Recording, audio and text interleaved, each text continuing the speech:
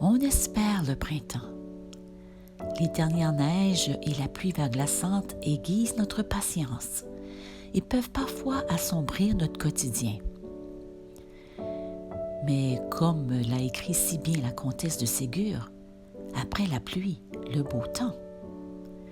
On peut donc espérer des jours meilleurs et affirmer que la vie renaîtra sous peu.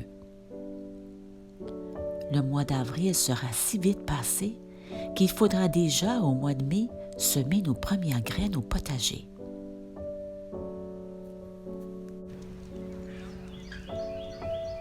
Pourquoi ne pas prendre ce temps d'arrêt pour rêver un peu et imaginer notre jardin tout fleuri au mois de juillet? Mais quelle fleur vais-je choisir? Je puise mon inspiration dans des livres, des revues, des sites Internet et même des chaînes YouTube auxquelles je me suis abonnée.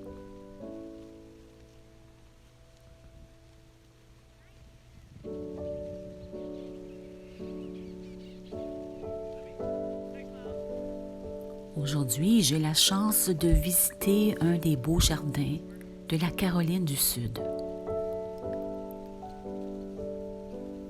J'en profite pour prendre connaissance de ce qui m'entoure, les fleurs, le chant des oiseaux et les fontaines si apaisantes.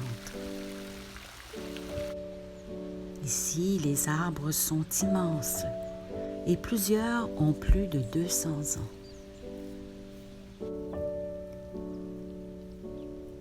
Les sculptures éveillent en moi mon esprit créatif.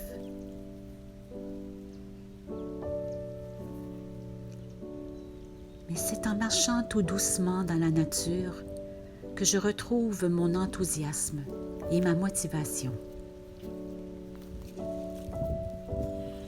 La nature est belle et remplie de merveilles. Elle a le don naturel et spirituel d'apaiser l'esprit et de recharger les batteries. L'énergie dont elle dispose est infinie et réjouit l'âme lorsqu'elle agit avec magie. J'ai passé plusieurs heures à sélectionner mes fleurs pour cette année.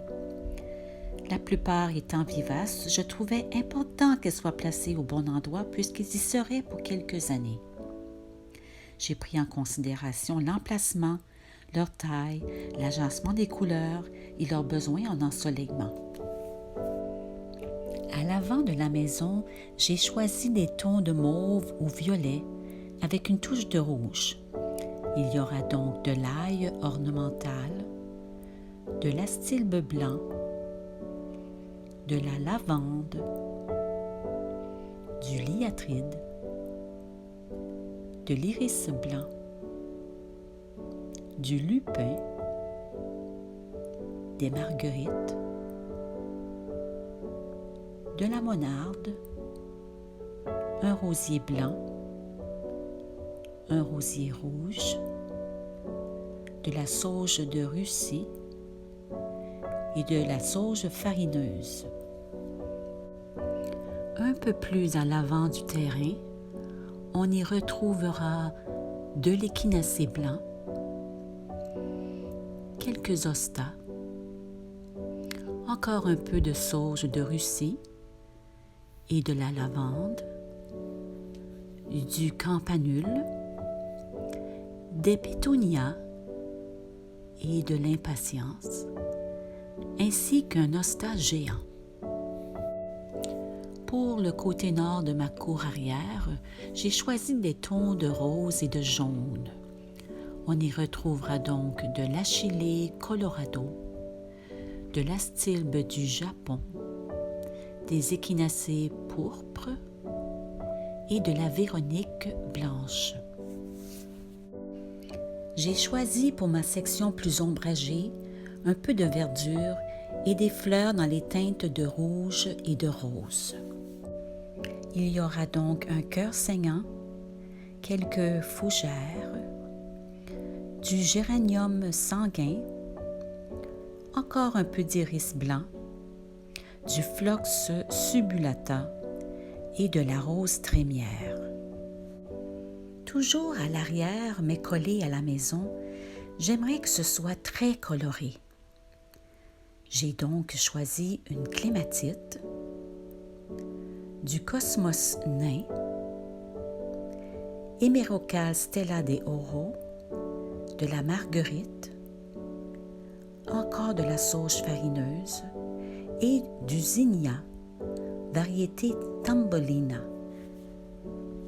Autour de la piscine et du potager, ce sera principalement du jaune. Il y aura donc du calendula, de la gaillarde, des œillets d'Inde, des graminées, du rudbeckie jaune et du rudbeckie variété Toto. Il reste autour du patio, où j'ai choisi des couleurs plus douces.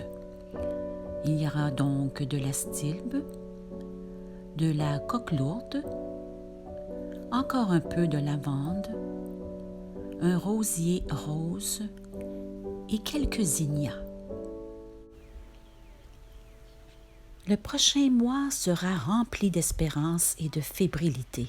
Le printemps peut maintenant arriver.